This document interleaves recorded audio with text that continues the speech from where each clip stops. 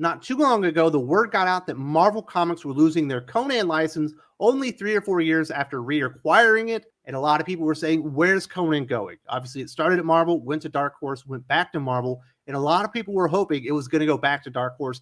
That is not the case. We do know the name of the publisher that has acquired the Conan license. We do know the identity of the license that they're replacing it with. And I have information. If you are a TMNT fan, and I love TMNT, especially the cartoon, I like the early comic books. If you were a fan of the original cartoon, I have the best news that you could ever want. That's going to be at the end of the video. First up, let's talk about the identity of the new publisher that's going to be doing Conan. Titan Comics, the England-based publisher known for its mostly licensed line of titles, has nabbed the comics rights to Conan the Barbarian and other creations of fantasy author Robert E. Howard, entering into a co-publishing venture with Heroic Signature, the intellectual property house that owns the rights. The deal covers not just comics, but graphic novels as well as remastered archives, including the Omnibus program previously published by Marvel Comics.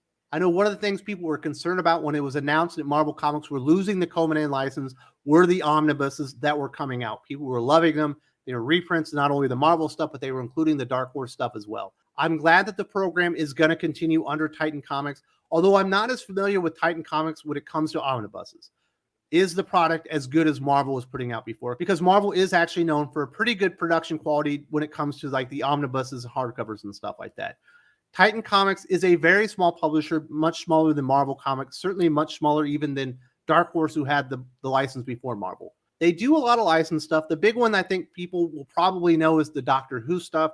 I don't really like Doctor Who, so I don't care to read those. But I do like their take on the Blade Runner universe. I didn't think I ever wanted a Blade Runner comic book, but since they started producing those, for the most part, I think Titan Comics have done a really good job with their take on Blade Runner, staying kind of true to the universe and stuff like that. So that is at least promising that they can take somebody else's creation and really do something else to flesh it out and do original stories. And I imagine their take are going to be original stories. It's not going to be like what Ablaze is doing right now with the Sumerian comics that they're adapting from Europe and bringing over, where it's taking the classic stories of Robert E. Howard. I imagine they will be doing original stories. It all depends on who the creators are.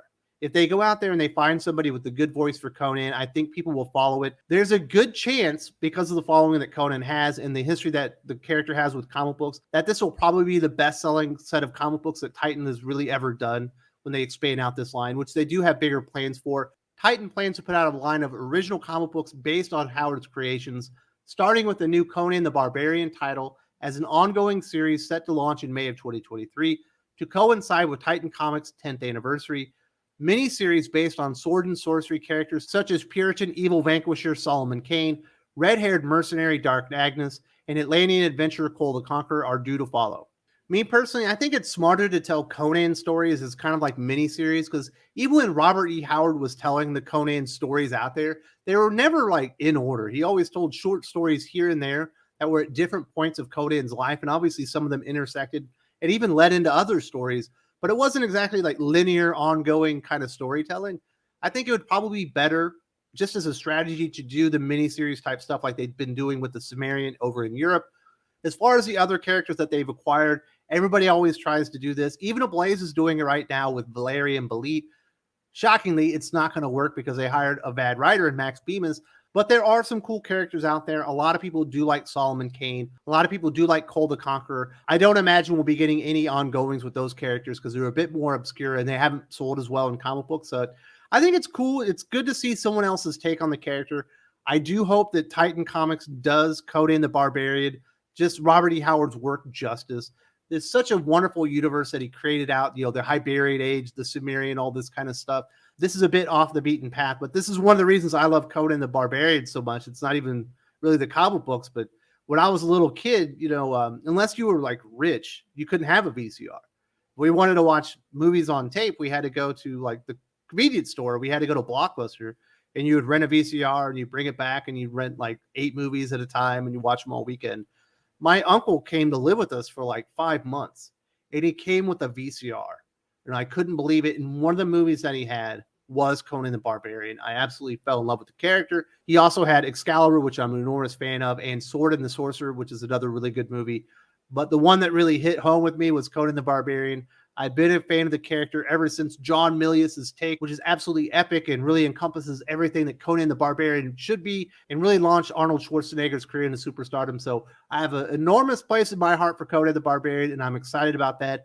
Marvel Comics obviously would have been disappointed to lose the license, but they didn't wait long to kind of replace it within the Marvel Comics publishing line. Marvel Comics is bringing back another classic licensed comic book property the publisher once held in the 70s.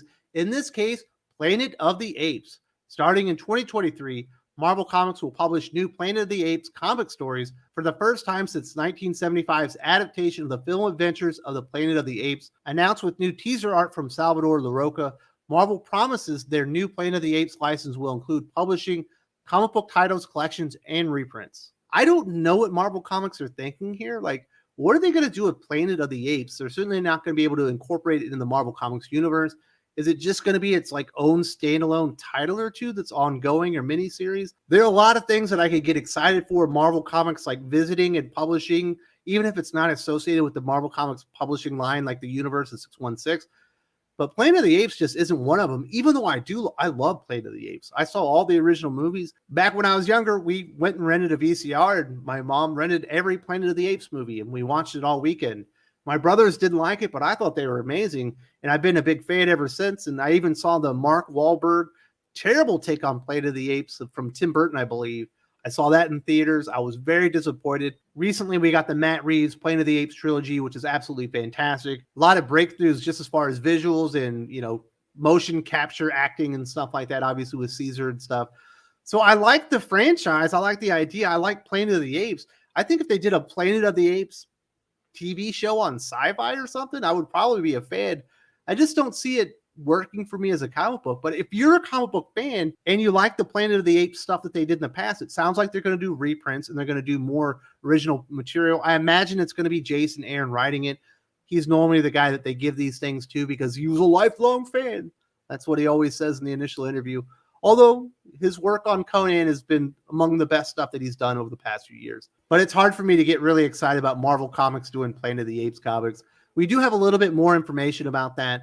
Marvel Comics has been reinvigorating its licensed comic line in recent years, including bringing back previously licensed properties such as Star Wars and Conan the Barbarian, whose most recent Marvel Comics license is about to expire. Marvel is also about to launch the second volume of an Alien licensed comic and will soon debut a licensed Predator series. Obviously, in the case of Star Wars and Alien and Predator, Marvel Comics parent company Disney, owns those properties. They bought Lucasfilm, they bought Fox Studios, which came with Alien, Predator, and Planet of the Apes. I think that's probably one of the big reasons that they're revisiting a Planet of the Apes comic book series. I don't know that it'll ultimately be successful. I'm sure the first issue will sell some comic books. I don't know that Marvel Comics does a really good job with a lot of their licensing efforts. Sure, we get interesting crossover comic book covers and stuff like that. And yes, I guess they brought in Conan a little bit too hard as far as bring him into the 616. But for the most part, these things are kind of all separate.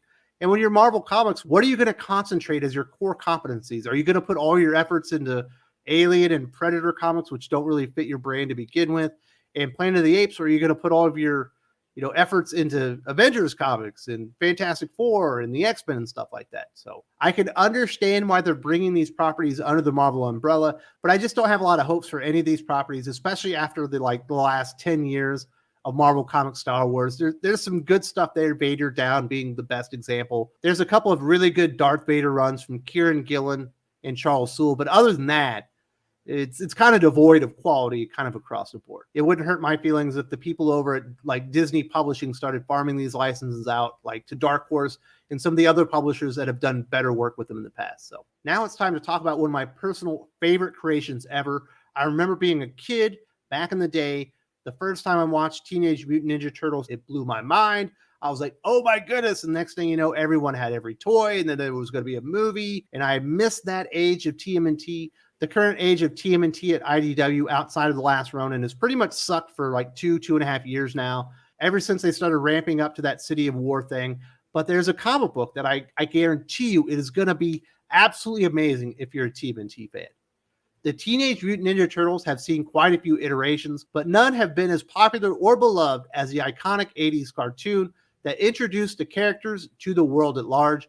Now, IDW will publish Teenage Mutant Ninja Turtles Saturday Morning Adventures, a 4-issue limited series by Eric Burdom and Tim Lottie that adapts the animated series for comics. Teenage Mutant Ninja Turtles Saturday Morning Adventures #1 will hit shelves in September with main cover art and additional variants by Lottie, as well as variants by TMNT co-creator Kevin Eastman and Tony Gregory. Turtle Mania was a real phenomenon. I remember it. I was in the middle of it. I remember going to the movie theaters being so excited and seeing the cartoon and just loving it. And, Raphael's always been my guy, even though blue's my favorite color. But Raphael was the best TMNT character ever. He's better than Leo. He's better than Donnie. He's better than Mikey. He's better than Splitter. Better than Casey Jones. Raphael's my guy. I am so excited for this series because I have been reading G.I. Joe Saturday Morning Adventures from the same writer, Eric Burnham, and it is amazing. It is like watching the G.I. Joe cartoon I watched when I was a little kid. The art is perfect. The story is perfect. At the end, you even get the public service announcement like you would get in the cartoon, and it's going to be so great going back to this iteration of the Turtles that really blew up. Obviously, it was a different take on TMNT than the original series by Eastman and Laird. It was toned down for kids and whatnot, but man, it was so enjoyable. If you're a TMNT fan and you love the cartoon series, you need to put this on your pull list because I'm guaranteeing, I'm telling you right now, after reading the G.I. Joe stuff, this is going to be pitch perfect. And I know my good pal, Mark Pellegrini, is going to be over the moon about this one. I'm definitely going to be emailing him very soon. If you don't know Mark Pellegrini, he's the writer of the Common America series, the Black Ops series, with my good friend Tim Lim, who is the artist, but he's also an enormous TMNT fan. In fact, he had his own TMNT website that basically reviewed every TMNT comic and episode ever written or created. That's how much he loved it. He's actually been contracted and paid to do original TMNT work for some stuff in Europe and Asia and stuff like that. I believe he's done some translation work for some of the Japanese TMNT work. Mark and I sat down and talked about the 5 best TMNT stories ever told, whether it be movies, cartoons, comic books, everything. Mark broke down the very best stories. If you're a TMNT head and you haven't seen this, definitely check it out. Get excited for TMNT Saturday Morning Adventures.